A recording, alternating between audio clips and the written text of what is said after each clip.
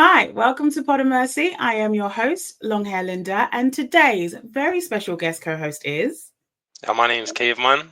Boom, boom, boom. Caveman. How are you today? I'm good. I'm tired. I'm a little bit worse for wear, but I'm good. I'm glad to be here. Yeah, Well, I'm hopefully feeling. we can get some energy in you because I'm a little bit tired too, but I think this should be a good conversation. So we should pack up during the episode, I'm sure. So, Caveman, you haven't been here before, but how I typically like to get started, we don't just go straight into the topic. We like to Okay. do a little bit of a rapid fire. So it's a bit of an icebreaker. I've hmm got 10 questions here, and you've got 45 seconds to answer these questions. hmm So first things first, do you think that you can do that? Does that sound doable to you? 10 and 45. Yeah, yeah, Yeah. defo.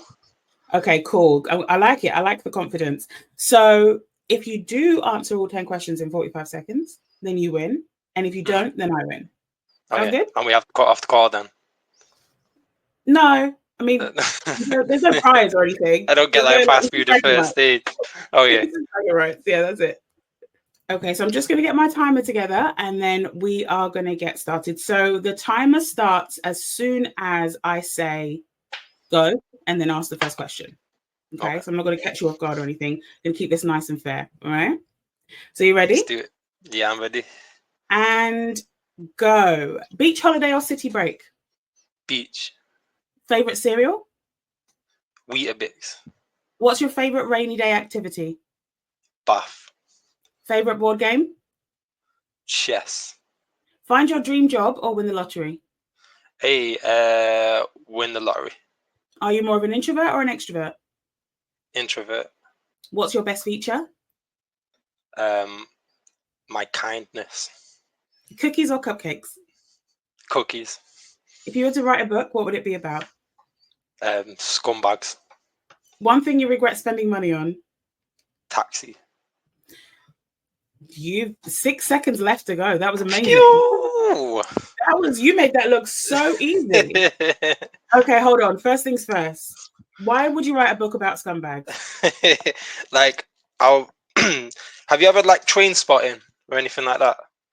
Yes. It's just Mhm. like that's the kind of book I would want to write. Is like kind of a book that's like Oh, maybe vaguely based on people I know, but not really. And just it'd be like a fictional book about people getting up to just little adventures, misadventures. I mean, I'd read it. That's fair. Yeah, Okay. What did you say about introvert or extrovert? Which one are you more? I'm more of an introvert, I think. Introvert. I, Okay. yeah, I think because I perform and stuff, people assume I'm Assume. extroverted, but I think I find it a lot easier to be extroverted in a setting where it's set up for that. When it's like, Hmm. okay, everyone's gonna stop and look at me and listen to me now, I'm good to go. But I don't like hogging up too much attention socially, if that makes Okay. sense. Yeah, that makes total sense. I think I'm a bit like that where I think I'm more introverted, especially as I get older. I think I am more Mm, introverted in general. But I do have extroverted moments. So if the mm. setting requires it, then I can come across like an extrovert, but I do genuinely think I'm just more of an introvert, more to Yeah, I myself. think so. Yeah. Yeah. All right, cool. All right. Well, I think we broke the ice. We got to Mm, know you a bit, so that's good. So let's get into our topic where we're going to find out even more about you. So I think I want to call this 8 facts about caves. So I found some facts about caves, courtesy of National Geographic Kids. So best. I'm going to let you and the listeners and the viewers know these facts. I'm going to let you know a bit more about these caves that I found, this information that I found, while we at the same time find out a bit more about you, Caveman. So I'm going to go in with a fact, and then I'm going to ask a question that's loosely creatively based on that fact about Okay. you. Does that make sense? Yeah, yeah, yeah. Cool. All right. So, fact one, certain ice caves in Iceland are filled with hot springs. Okay. Don't know if you knew that, but So, speaking of hot and cold, what is something you wish you could be more consistent about? Ooh. Um, I do know a little bit about hot springs. I was on National Geographic, not the TV show, the website, The other day. I was writing a quiz, and I was learning a bit about hot springs too. Um, Something I think I could be more consistent about is, I think, taking care of myself. I think sometimes I can run up against burnout. I feel like I've still got that mentality. Do you know when you're like 16 and you can just eat anything you want, have no sleep, then go do like a 12-hour shift and then go out afterwards? And like, I still kind of try and live like that a bit now. It's like, if I Mm, humanly can do something, I'll do it. But that burns me out sometimes. And I think even when I take a break and do something to chill, it tends to be like um, good for the body, but not good for the soul. So I still end up right. tired, even if I've had some time out. So yeah, Yeah. I think I could be better at. I That's hear that. something I could be better at. Okay, that makes sense. I do think that, yeah, I think that's something that it's like a transition, isn't there, as you get older, where you're like, all right, I can't do, because I remember even like, when I was sort of 17, 18, I'd be working part-time, going to college or whatever, and going out all the time. And you just seem to spring back into action. Like, it wasn't a big Mm, deal. You could just go mm, out drinking, do whatever, go to work the next day. They are like, go drinking that night as well, go to college the day after that. Like, and it was just normal. yeah, yeah, Um, yeah. because your body can bounce back when you're that age. But yeah, I couldn't, like, now if I go out and do a bit too much, a few too many bars, or drink a few too many drinks or something like that, I'm out for a few days. Like, I'm just like, Yeah. I need to be in the house. I need to get my energy back together, because it's just not, I'm just, it's just not the same. Okay. No, for So real. looking after yourself. Okay, that's a good thing. What did you learn about hot springs, by the way, recently? So there is I can't remember the name of it because it's a Japanese word, but there's a monkey park in Japan, where they have hot springs, and the monkeys go and take like like jacuzzi in hot springs. That was one of my Ah, questions. How do they chill out? And there's pictures of the monkeys in there giving each other like back rubs and stuff, and the little like, wow. yeah, yeah. Hot springs are Learned crazy. They're something like every one of day. those things that it's like, it's hard to believe it exists. Do you know what I mean? Like, the world just makes a jacuzzi somewhere. It's mad. Yeah. And it's amazing that, like, they instinctually know that you can get in there and relax, kind of thing. And Yeah, yeah. yeah, that's pretty cool. That's a cool fact. I like that one. Okay.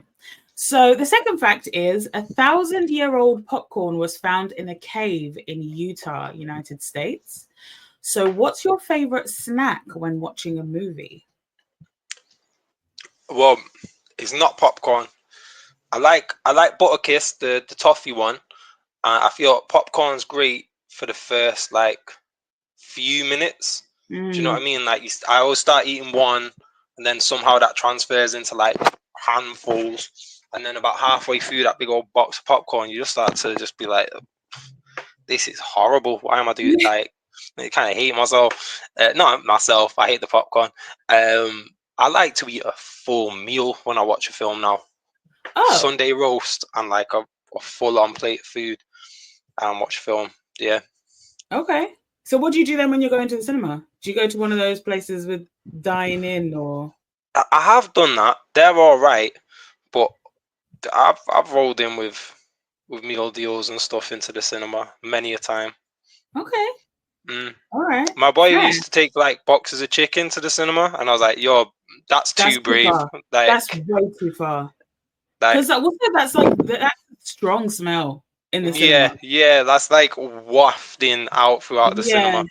that's a Um, really strong smell. That's a bit much. I think it's mad because obviously that makes sense, because like, if I don't know if you do this in general, but like if I'm watching anything, like, or if I'm eating something, so if I'm having dinner at home, I'm not out for dinner or anything, I'll typically will find something to watch alongside eating, yeah, right? That's very normal. So that does make sense that you would eat a full meal watching a movie. That makes sense. I don't like the idea of the dine-in cinema. I still haven't done that. I don't really want to eat in the dark. I don't like that's not. I don't want to eat a full course meal in there, and I don't want to smell other people's meals. So that yeah. hasn't really appealed to me. But I will say that popcorn, to me, I do like popcorn, But I feel like cinema popcorn is good at the start, and then after a while, it's just like, mm. And I also feel like popcorn, it reminds me very much of chip shop chips in that they smell way better than they're ever going to taste. So I was just about to say, I think that's how they get you. You walk into the cinema and you Yeah. get that waft of smell, and you're like, oh, go on, let's go get some popcorn. And oh, Yeah. it's only another £3 for the large. I might as and then before you know And it, then it's it's just like, not, you're never just going to eat a dies. large because a No, large is like a fucking bucket of it. You're it never is going to eat a bigger than large. my kettle. Yeah. And it's always going to stuck in your teeth. There's problems. There's issues with it. And When you it get, never matches. Man, the kernel in your teeth is the worst. fuck So up I the feel SED. like, yeah, like even though popcorn is good, chip shop chips are good. They are good, right? But it's just that the smell is exceptional. And so you expect that the taste will be there every time. And it disappoints you every time, I think. What you really want is someone else to get some chips and you have like one. That Yeah, is they like want to buy a the, whole bag the of chips. chip's never Someone else better gets than that. chips. Yeah. You're 100% right. You're 100% right. Okay, so the next fact, then our third fact for the day is cave bears and cave lions lived in Britain during the Ice Age, apparently. I didn't know that. That's pretty So, sick. are you an animal person and did you have any pets growing up? Yeah. So sometimes I meet people who grew up in the countryside and they have this different level of comfort with animals. Like they'll just roll over and start stroking a horse and stuff like this. I'm definitely a lot Sorry, more wary. can I pause you? What do you mean roll over and start putting more? Like, say you're outside, yeah, and you see like a horse in the side of a field. Some people just go and start like stroking its nose and stuff and like giving it bits of grass and whatnot. I'm I'm, I'm taking 15 minutes to adjust to this horse and see how it treats the other horses, pick up on its temperament. Because I'd say I'm an animal person, but I'm aware that this animal like is a creature in it. It's not a toy. It's not been Yeah, set up to be safe. Like, and I can't beat a horse in a fight, so I have to be wary. no. Um, but yeah, no, I do like animals. I'm a vegetarian. I like think animals should be able to do their thing. I once went to the zoo in Amsterdam, and it was just sad. The animals, like the zoo's like in the city. It's like if the Arndale was just a zoo. It's gutting. Um, Pets. My dad hated animals and that. Um, so I think we had a guinea pig for a bit. It was Oh, boring. Oh, we had squirrels for a bit as well. Um, but you kept yeah, squirrels. yeah. Like Wow. so one of my mum's friends was like walking. He was one of them guys who would bring around like fake DVDs and like offer to paint the kitchen and do it. But he was that guy. Um, but he would bring. One time he was crossing the road and he saw this squirrel had been knocked over. She was dead, but the two little babies were still alive. And this was just after we'd had the guinea pigs, so we still had the cage. So we brought them around, and for like, I guess it was maybe a month or so, we had little squirrels. Um, and they were cool, but they're not like domesticated. So Yeah. like they got to a point where they started biting you and stuff, and Yeah, I like was we going had to to say, I've get never heard of being able to keep them like in the nah. house. Nah. Yeah, I think it's one of them as well. If you keep them for too long, like they won't learn how to like fend for themselves. Mm, So like they'll be it's not good for vulnerable. them. Yeah, Yeah. yeah, yeah. So I think my mum dropped them at some like forest or some sanctuary thing eventually. Yeah. But yeah, All right. guinea pigs and squirrels. Guinea pigs and squirrels. Hey, listen, that's interesting. It's Hmm. different. It's not a cat or a dog, is it? Nah. All right. So our fourth fact is a cave in the USA's American Fork Canyon was used as a dance hall during World War II. Sick. So, can you dance? And if so, do you have a signature move? Um. Yeah, I think if you like make music and you can't keep some level of rhythm in your body, it's time to hang it up. Do you know what I mean? So yeah, I can be a bit of a terror on the dance floor occasionally. Okay. Um, yeah, I get bored sitting on the side of the party. Again, it's like a easier way to be introverted socially, because you just do the little face at someone like and then you turn around and carry on. The signature move, I like to throw out all the shit moves, like big fish, little fish, do a bit of this and that. But then just generally like just hold a little two-step with a little flourish here and there every now and again. Yeah, man, I like dancing. It's fun. So wait, so would you say your signature is like the more corny ones, like big fish, little fish? Like you'll do that, like you'll definitely do that if you're dancing, or is your like your two-step, your safe space? That's your like guaranteed. I'll say the little two-step's the go-to. Yeah. I like to do that one shit thing where you spin someone around and be like, woo, and then but I don't exclusively like knobhead dance. I do also like a joy dance. I used to go Zumba at college. That's one. That's cool. Yeah, it was a good time. I used to do Shakira, Hips Don't Lie. I can't remember what else. That was definitely the highlight. Shakira was the highlight. I mean, fair as expected. I don't, you said earlier that like if you make music, then you should be able to have rhythm in your body. I think that like you know where the rhythm. I think if you make music, you know where the rhythm should be. I think even if you're just like a real fan of music, you know where it should. You know when it sounds off. You know when it sounds right. But I don't think that always translates to actually being able to dance. Like I feel like it's one thing to like keep to a rhythm, and it's another thing to actually be able to pull out a couple moves to that rhythm. Does that make sense? Yeah, yeah. Because I've definitely met people that make good music that cannot really dance like that. Well, some people could keep the time, and then the little flourishes are just bizarre, in it. It's like, who told you to do that? In their mind, I feel like they've got a continuous metronome, but when they're actually dancing, it's like just like, their arms and limbs, like their limbs don't really know what to do with themselves, and like Nah, I keep the peepers open because I know a few people who can really dance and stuff, and I used to go to like dance like open mic nights and stuff. I wasn't that performing at them, I would just go watch. So I think I'm quite good at like noticing a little something and filing it away. Do you know what I mean? And then it comes back out. And then occasionally you just have to, do you know what I like actually? Yeah, I never like emo music and that, but some of my friends do. And like sometimes when they're having a party, they'll put something like that on, and I'll just start like moshing, and that's fun. Yeah, it's good stuff. So you don't have to think about it too much. You don't have to think about because there's still an internal rhythm with it, but it's just different. But you don't have to think of like specific moves, because I'm like you, like I feel like growing up I really enjoyed dancing. I did dance classes and stuff and did like street dance, but like I think naturally if you like a bit of a dance, you will notice like certain dance moves, and then you'll give it a little go, and then that becomes part of like your repertoire of what you can do. But I feel like there's no pressure of that with emo. Like when I was really big into like Fall Out Boy and like all this type of thing, I didn't care about, you don't care about like making a move look cool. You just are like enjoying the music, and you'll probably just nod your head and just have a good old time. So I think that's still good to me. I think like that kind of music as well, there's a lot less like swing to it than there is to I don't know, like hip hop or R&B or something like that. So it's like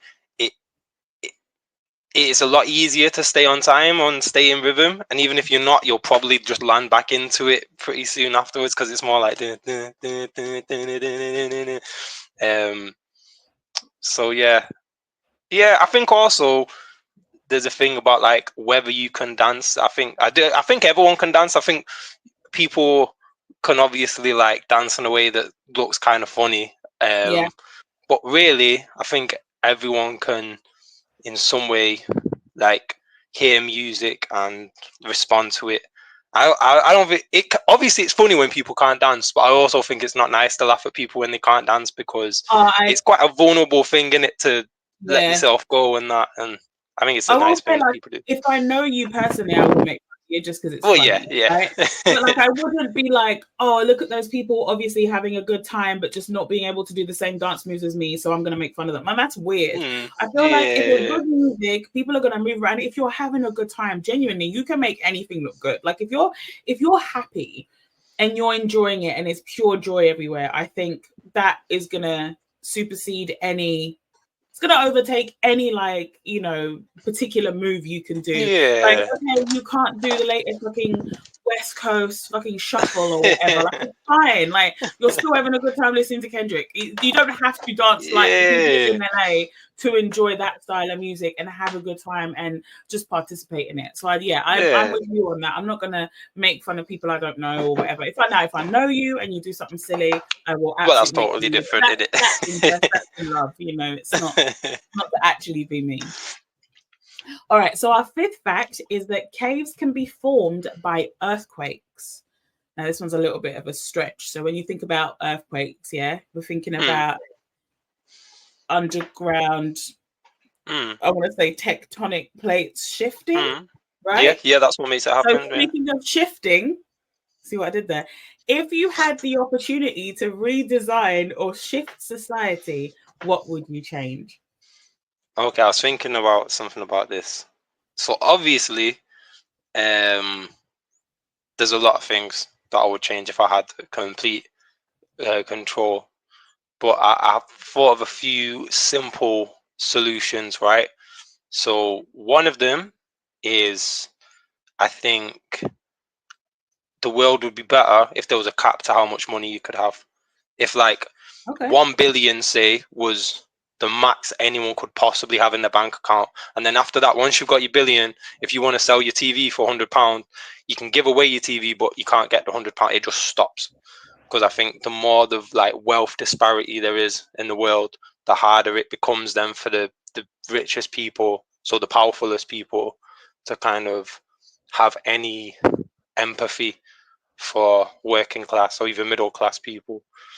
The next one is, I think, minimum wage should be higher during winter because it's colder. You have to put your lights on, so you can't hang your clothes outside to dry. I eat more. People get the bus rather than walking, whatever, or drive. And my third one is, I think, I don't know if I fully believe in the concept of countries. Like, I think it's a good, obviously in different places, different people have like shared cultures and it's good for them to have a space for your culture and whatnot. But I don't think having like legally enforceable boundaries over a landmass is a good thing. It feels very unnatural to my mind that, like, because hundreds of years ago someone decided to split, this is France, this is Spain, that you can't walk over that field without having to produce documents you had to pay for and stuff. I think that's a bit weird. So yeah, there's 3 solutions to a better world. I love that. I love it. I think that's great, to be honest. It's interesting because I'll start backwards with what you mentioned. With the countries thing, I kind of agree with like the idea of borders, because it's all just war territories. That's all it is. People died and got harmed and forever changed and lost money and gained a lot of money, and there was just a line drawn on a map. Like, that's all countries really are. I think the like traditions and the culture and, you know, the things that make people special, like, you know, depending on where they're from, is actually the community, not the country. And so when I see like super duper insane like patriots about a country, I get a bit like, if you're talking about tradition, you're not talking about the country, you're talking about a people, you're talking about a community. And I think that's great. Like, there's loads of different cultures and like traditions that I think are just so special and should be preserved and are wonderful. But they don't have anything to do with these territories that were a product of war and greed and death. So and theft, land theft. So yeah, I do agree with that, with the whole borders thing. I think I think we'd all be a lot happier potentially. Obviously, I'm just guessing because I've not experienced it in this lifetime. But I think we'd probably all be a lot happier if we had our communities, but we didn't have these weird borders and the ruling class of it all. And I think that would probably solve, you know, the other two things, like a minimum wage. We probably wouldn't need a minimum wage if we actually all had a fair wage. And you wouldn't have insane greed if you couldn't just steal land and kill people and do all these things and build corporations and have a monopoly on entire industries and steal ideas and innovation, all that kind of thing. Do you know what I mean? I think if you could focus back on having community and fairness and treating each other well, and getting rid of these like mega conglomerates and corporations and things, I think a lot of our problems would be solved. But maybe I'm just simplifying it and I don't get it. And an economist will be in the comments being like, actually, you need capitalism because trickle down and whatever else. Yeah. But I love that. I love your shift. I want to live in that society. So listen, if you Yeah, me figure it too. out, invite me, please, please. If you make it happen, make sure that I get to be part of that. That sounds pretty cool. All right. The sixth fact about caves is that many cave-dwelling fish don't have eyes. Okay. Guess you don't need them. It's pretty dark down there, isn't it? Yeah. So don't really need them. Down at that. They have some weird creatures at the bottom of the sea. You see pictures sometimes of just these things that have lived I want half a nothing mile to do down. with it. That was just no. People talk about like aliens coming from space and the rest of it. We have full-on aliens in the ocean, bro. Them For things that are in real. there, the things that we've already discovered and seen footage of is crazy. Let alone the parts that we can never reach at the bottom of the ocean. Oof, I don't want any parts of that. That's one thing I don't think I'd ever do, is go to, like, you know, in films when they have like a city at the bottom of the sea and stuff, and it's in a bubble or whatever, and they even have restaurants that are like partially in the sea and hotel. It could never be me. Nah, that shit I don't know. Some of freaks me those out. like restaurants that I don't want to go under the sea, but you know the ones that have like it's like their own pier and like it's on the water and stuff. I think that looks lovely because I find the water very peaceful. Like being around it is very nice. I don't want to go in the ocean though. Like, give me a good lake, you know, a good little seaside where I don't go too far. You know, like it's just yeah. Anyway, so speaking of not having eyes, I want to talk about your vision and what you see for yourself, because you regularly host and perform at music events in Manchester. I've been to one of them. Very, very good. Had a good time. What do you hope to come from that? And what would you say is your vision for the Manchester hip hop scene in general? Yeah. So, firstly, I think that was a very smooth transition. I'd like to draw attention to that. Very good work. Thank you. So I think I've always liked going to the kind of events that I go to, that I put on. I think in sort of my teenage to early 20s years, suddenly there was like this massive run of artists from Manchester all blew up, kind of back to back. Like you had like Levels happen, the Mouse outfit, but then like Levels happened, then IMDDB, then Bugsy, then H, then Meeks, Children of Zeus blew up around the same time, and a lot of these people are people I'm kind of been around a bit at one point or another. At one point, we was all kind of, or some of them going to the same kind of parties and stuff, and then so suddenly it seemed like there was this possibility for people to get really, really big and successful. And I think that with the like massively rising house prices in London meant a lot of people moved up here from down there, and Manchester became this place where it got this different culture where everyone was kind of waiting to blow. Everyone was trying to be the next one up. So with the events I do, I kind of want it to be something that is not so much of feeling like a stepping stone. I want to make events where it feels like a party and people are having fun, but also a place where people can come and sharpen their skills and pick up experience in performing. And if you want to come, you can come and see just a representation of like the underground music scene.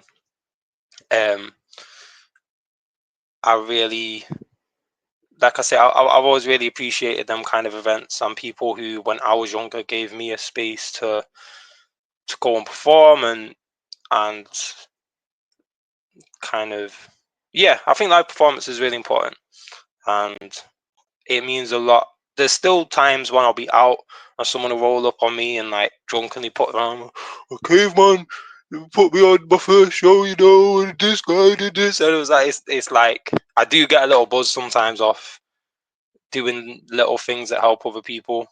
Um, because I think a lot of my mentors and stuff I looked up to ended up to be kind of shit guys, really. A lot of what I saw in them wasn't really there. So I kind of try now and be someone who, if there are like slightly younger artists than me looking up to me in one way or another, I try and kind of make it um, that I'm not going to let them down in that regard, at least. So yeah, it's that's what it is to me, is about kind of creating an environment for arts to flourish in a way where people can get paid, and it's not necessarily just about that. It's about, I guess, again, community, having a place for Yeah. community. I love that. I Yeah. think that's such an important thing as well, because I think people, well, maybe let me speak for myself and people I knew growing up. When you're younger and you have some kind of musical talent or some kind of passion for music, I think you assume that the only thing you can do with it is just become this famous signed artist, and that's it. There's nothing like, and if you, and because not everyone's going to have that. In fact, majority of people in their lifetime will never see that. I think you just kind of go, well, then there must be a pipe dream. Let me go get a 9 to 5 and forget all about it. And it's like, actually, if that's the thing that you're talented at and blessed at, there are, especially in this day and age, so many other avenues of Mm. making stuff happen, and even, eventually making a living from it. You might not be Beyonce, but in terms of like, wealth and recognizability and all this kind of thing, but you might be able to, earn enough to support yourself and maybe your family, um, but doing something that you're skilled at and that you're passionate about, and that you never had to really compromise on it. That's still potential. Or maybe you want to have a 9 to 5. Maybe you enjoy your whatever job that you do, but you also enjoy making music, and you also enjoy performing, and you also enjoy being part of a lively scene. I think those are all important things. I think it was always an all or nothing, and I hate that all or Yeah. nothing mentality. Because I have it, I've still got it. I tried to get rid of it in lots of different things, but I love that there is such a focus, and there has been such a focus in Manchester for a long time. That's part of the history of Manchester, is the music scene, the live music, the performance artistry of it all, and yeah, and just having that passion in the city. I think that you're part of what keeps that passion alive, and certainly in the hip hop scene, I think it's a testament to you, because I'm sure it's, you're not earning big bucks from doing it, but you continue to do it. You like helping people. You like having spaces where people can go and enjoy live music, can go and perform what they've done, and can feel like they're living in what they're supposed to be doing, which, fucking hell, that's better than any amount of money you're ever going to make. Yeah, I think that's sick.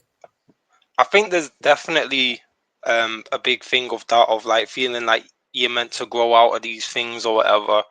And I just think that's capitalism beating the life out of us. I think it's good 100%. for the soul to do things like, some people play on a football Sunday league, some people join a local theatre group, some people take photographs of the park on their phone, some people want to make music. I think it's important to have things that you enjoy doing. And also, you're right, like I've um for years had kind of a very like mixed sort of career through music. So I've been paid money to do shows, I've made money from shows I've put on, but I've done youth work, I've got to travel the world, like going to other countries and doing music projects with people. I know people who write songs for a living, Yep. or you can become an engineer.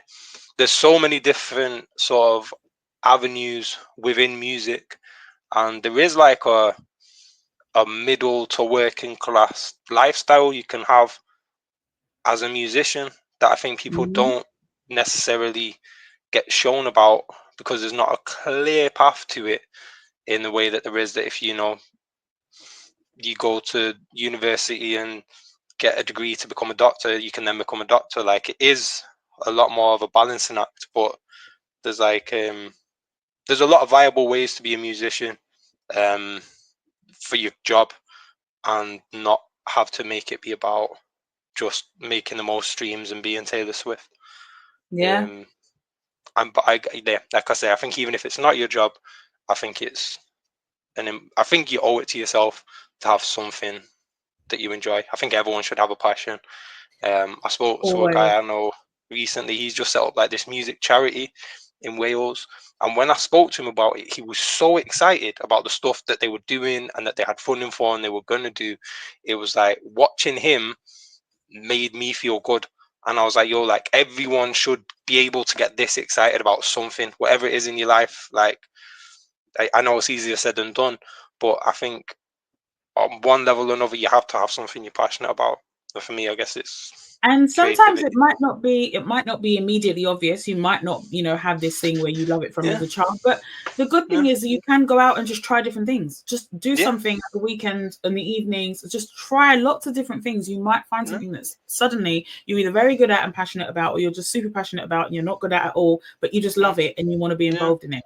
And I think yeah, that, yeah, like you were saying, I think we do get this thing as we get older, especially, is that it gets beaten out of you. Like, no, it's just a pipe dream, or no, it's, you have to get a real job, or you have to do real things, or you can only work and hustle, hustle, hustle, and all this kind of thing. And it's like, actually, maybe I'll make money from this passion, maybe I won't, but it's my passion. And it's your life at the end of the day. Like, you got to spend your yeah, time doing something.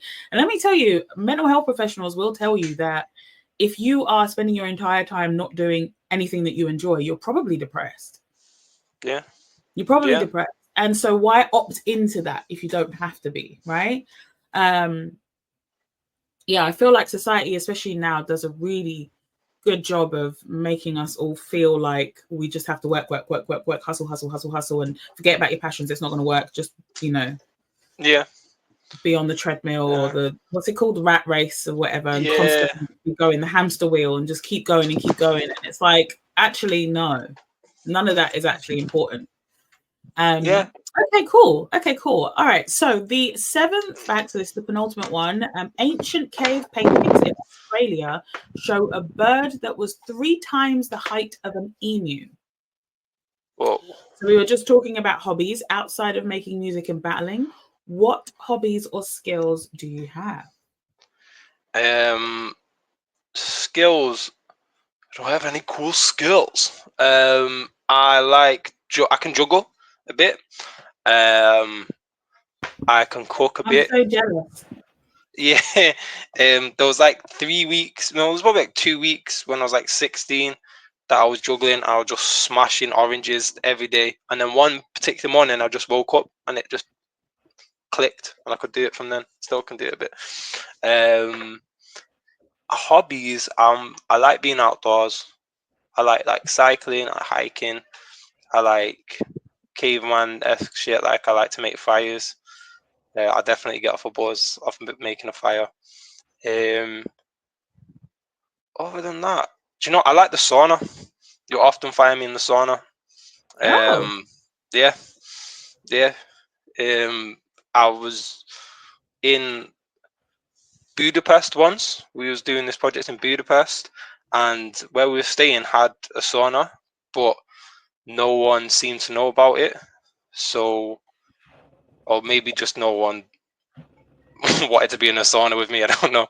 But for the whole week I was there, I was the only person there every night. And after that week, I was just like sold on the sauna lifestyle. So yeah, that's okay. something that yeah, is part of my life. See, Yeah, cycling, walking.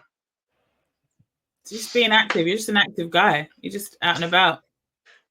Yeah, yeah. I try and be. I really like getting trains. There's something about catching a train somewhere that I just like. And for What is it? money, Is it the, like, because you can view everything like outside, or what is it? there's something about the feeling that like everyone who's caught this train has taken this exact same journey.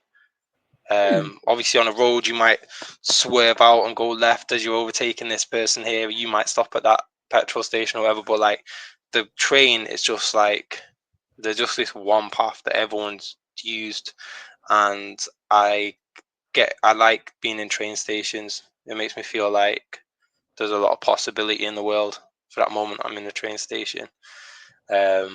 That's a really And positive way of looking at traveling on trains. yeah, I like yeah. that.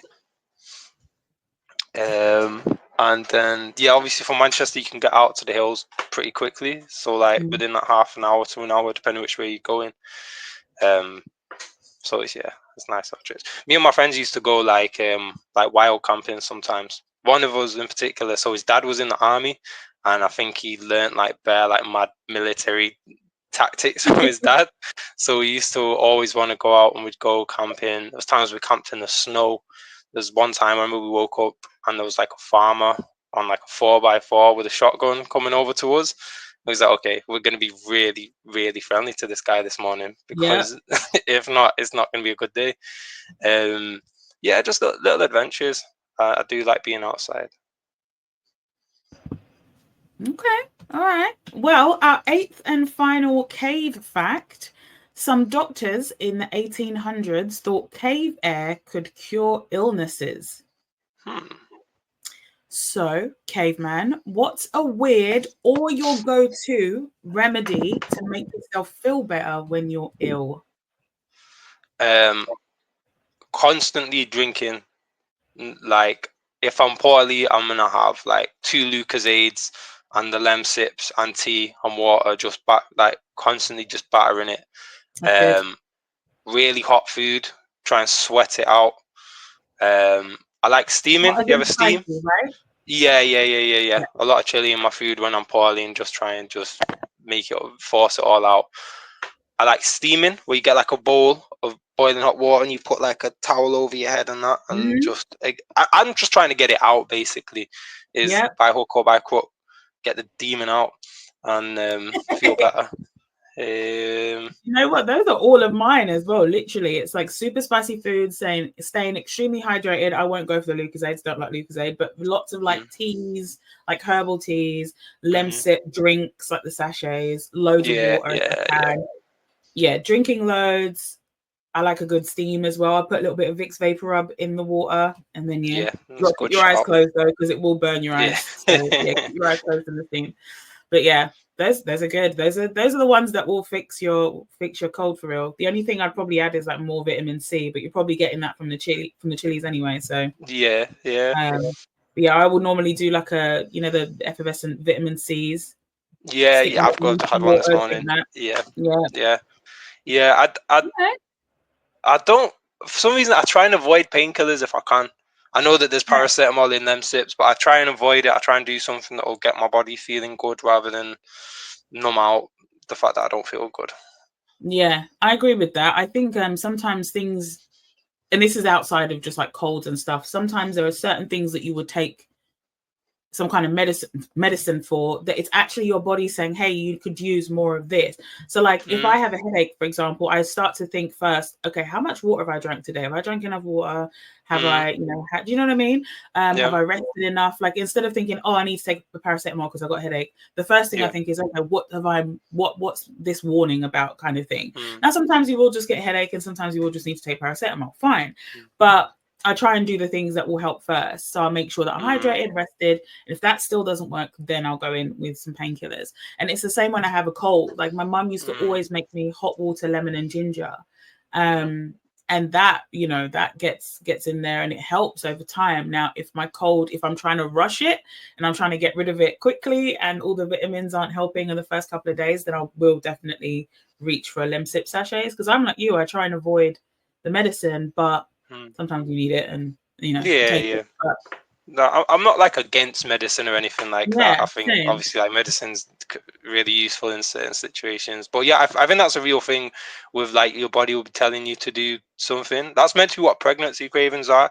Is like whatever it is that you're craving for is because your body knows it's missing something. That's why apparently some people get craving for paint and it's like Mm, high sodium. It's meant to be like your body can pick up that there's salt in there. There's Yeah, also there's loads of something. things Go on. that you can get, like if you get pica, because sometimes you can get, I don't know if it's pica or pica, but I sometimes have it because I'm anemic sometimes. So sometimes I'm just anemic as a woman. I think it's quite common with women especially, but you'll get pica or pica. So sometimes that's basically the urge to eat foods that aren't food. So eat things that aren't necessarily foods. For me, that's ice. And I think that's why a lot of pregnant women like ice. Women in general, I think, eat more ice cubes if they have pica. But they, you know, sometimes pregnant women will eat, like, there's these little what are they? They're like chalky, it's like dirt basically, but it's like these chalky things, and they'll chew that because they just, it's such a bad craving. But that's anemia. That's like, you know, having a low blood red blood cell count. So you know, at that point you need to start, you know, incorporating more iron rich foods and maybe taking a supplement. But yeah, that's, you know, these things are pain in your body or weird cravings are usually your body being like, hey, this needs attention. I need Something this. going on Sometimes here. it's just putting drugs in you. Yes, medicine's, you know, necessary for a lot of things, but why add in additional side effects when you could just fix the issue? This is how I feel. Yeah. There's something as well that I do quite often, and I saw Tony D tweeting about this, and I've done it pretty much every day since, which is sniffing water. So in the morning now, once I brush my teeth, I'm washing my face, I'll get like a puddle of water in my hand, and there's no nice way to do it. You gotta go in like a warthog basically, and like you snort it up until it makes you sneeze, and then you sneeze out, and the water comes out, and it's like the whole of your nose feels like super clear, and like breathing. If you have any problem like with your sinuses, for me it just like proper clears out my nose. I feel great for it. I might try that because I do have like sinus things all the time, especially like when I wear makeup. As soon as I put makeup on, my nose like gets like really, because I think it's I was talking about this before. I think it's a makeup allergy that I have. That's what I read. Sometimes like if you put makeup on and immediately your nose starts getting irritated, but my nose will be irritated even if I go outside, especially in winter months. Like it's just not, I don't have a good time. So maybe I'll give that a go. Actually, I'm pretty sure that like sniffing up water is part of, and please correct me if I'm wrong if you're watching this, but it's part of your ablutions. Like if you're a Muslim, like, you know, you have before prayer, there's certain cleaning things that you have to do. And I believe that there is that where you sniff up into your nostrils as well and clear out your nostrils. I could be wrong, but I think that is one of the things. Yeah, I might give that a go, you know. Listen, if Tony recommended it and it's working for you as well, I might give that a try. Yeah, I mean, like I say, for me, I do it till I sneeze. Maybe that's not for everyone, but yeah, it's a game changer for me. I'll start slow. Yeah, start slow. Yeah, when I first saw him share, he was like sniff water, so I like just sniffed the water, and that's what obviously I did nothing. Yeah, I thought you meant like smell it. I was like, what are we smelling? I don't smell anything. You gotta get your hands dirty, but the results speak for themselves. That was great. I had a good time. I hope you learned something about caves, and I know that us, myself, and the people that are tuning in right now learned a bit more about you, and we're grateful for that. I do have a final segment of the show, Caveman. So this segment is called Mahakama, and Mahakama is the Swahili word for court, specifically High Court, and it's the segment of the show where I encourage the guest co-host to do the same, judge people, things, situations. Just gonna be a little bit judgmental here. Trying to be less judgmental in my life. So I figure having a segment where I can be judgmental is going to help me to achieve that. And I encourage you to join in if you will. Yeah, get out. So have you heard about TfL getting hacked? Did you hear about this? Transport for London? No. Yes, sorry, Transport for London. No? Okay. So basically, a massive cyber attack hit Transport for London's systems at the start of September. Operational systems were largely unaffected by the cyber attack. So the tube and bus services have continued to run, as you probably noticed if you've been to London for any events. But as many as 1 million holders of discount travel cards have been affected, and hundreds of thousands of Londoners are being overcharged for travel.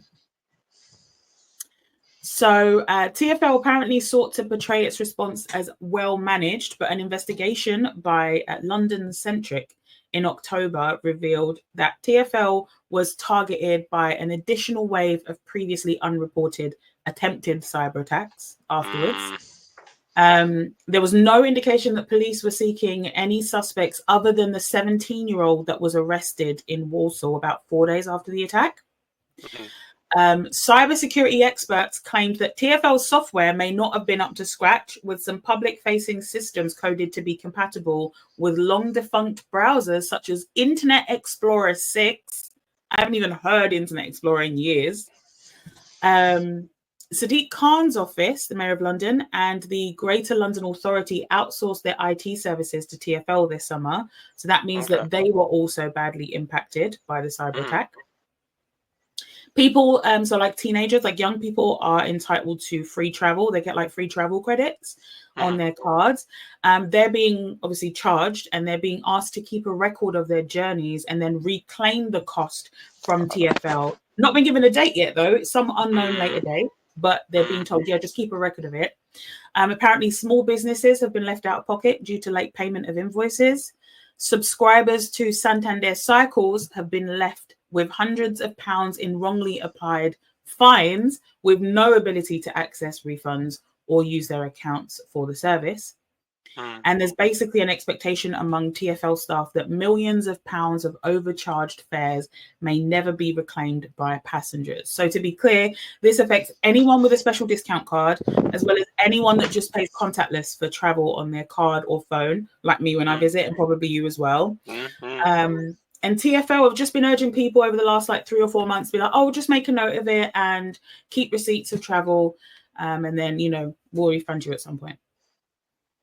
So with that being said, that's what's been going on. With that being said, we're going to do mercy or no mercy. So mercy just basically means, look, they're trying their best. You know, it's not that big of a deal. It can be resolved. No mercy being it's completely unacceptable. No, basically. So mercy or no mercy for the way that this has been handled over the past 3 or 4 months. I got no mercy out here, to be quite honest.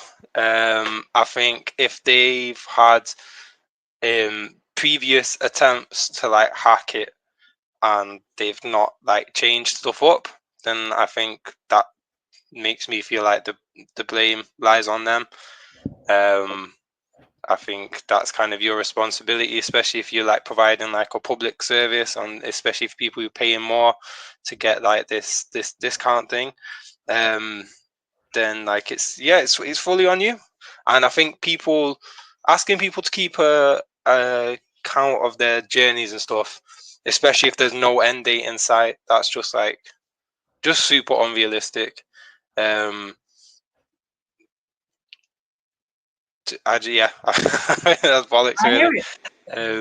I think sometimes like companies just need to bite the bullet in it, and you just need to take the loss, take the hit. They should be holding that, because really there's so many people in London use transport every day. It's like, if you got the TfL, it's basically a license to print money, really. Like, it's always going to make enormous amounts of money. Even if they take a mad loss this year, they know full well they're going to get it back next year as soon as they get this thing sorted.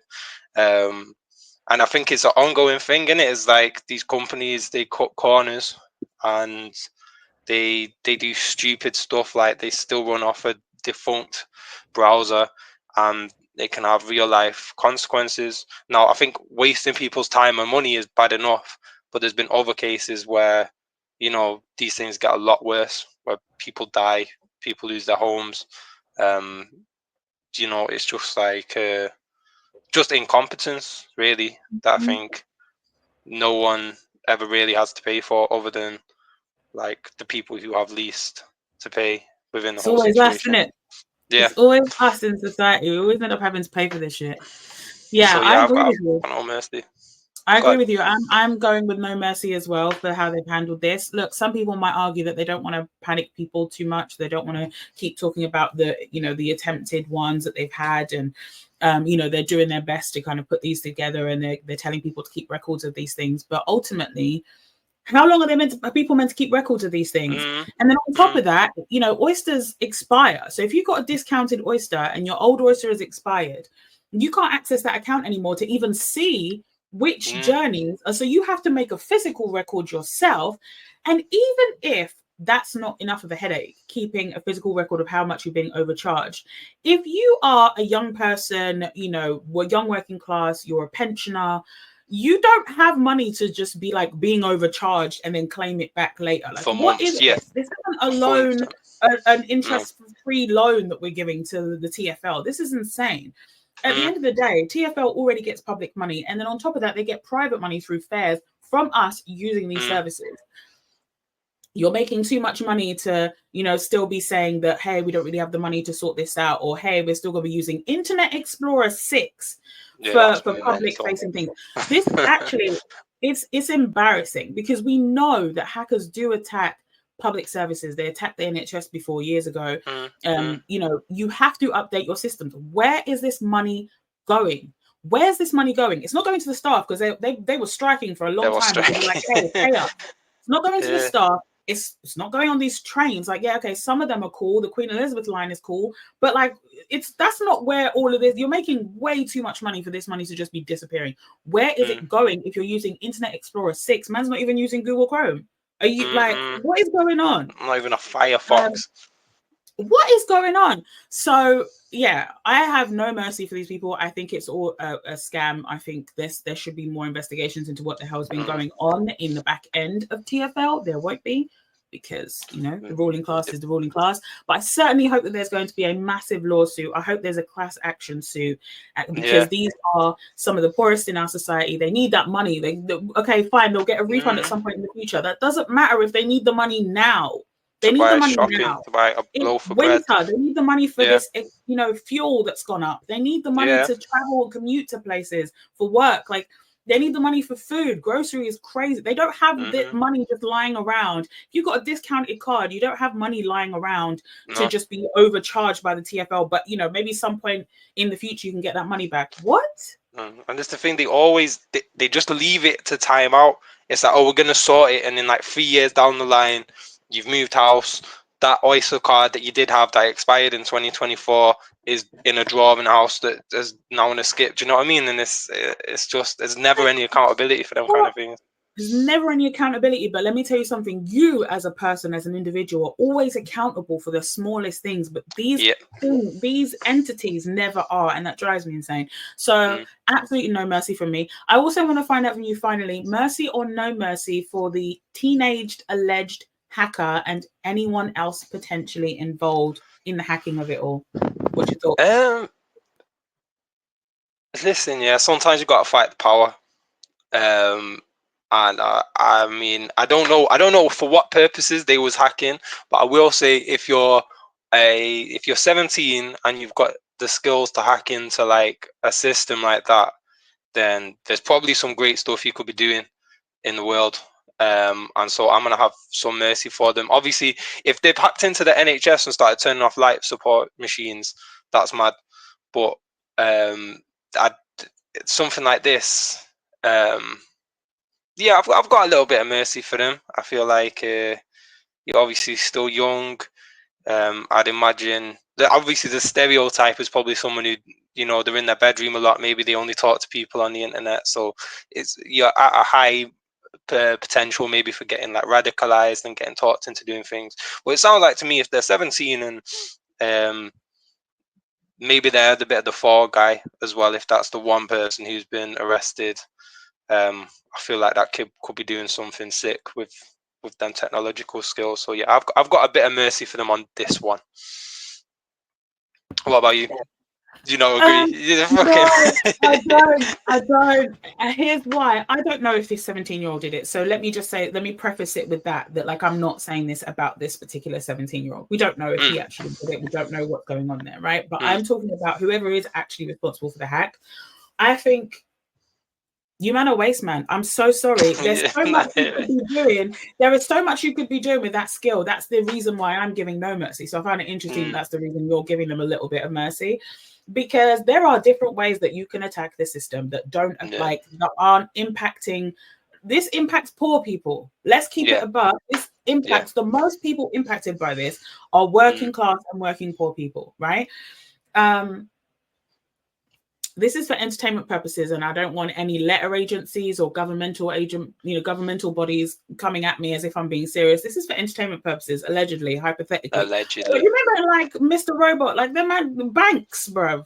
Go for the, give everyone money, put extra numbers, extra zeros at the ends of people's accounts. Like, what are we? If you can hack, why are we? Yeah, it is mad irresponsible. If you're gonna rebel against the system, attack the system and not the people that are forced to live in the system. That's my only thing. A little bit of a forethought, a little bit of strategy, a little bit of planning, allegedly for entertainment purposes only, and I will give you mercy. But you are just affecting old people, young people, the poorest of our society, people that already are struggling having to live in the city of London. Hey, do a better job if you're gonna have. Yeah. All right. With great power comes great responsibility. Yeah.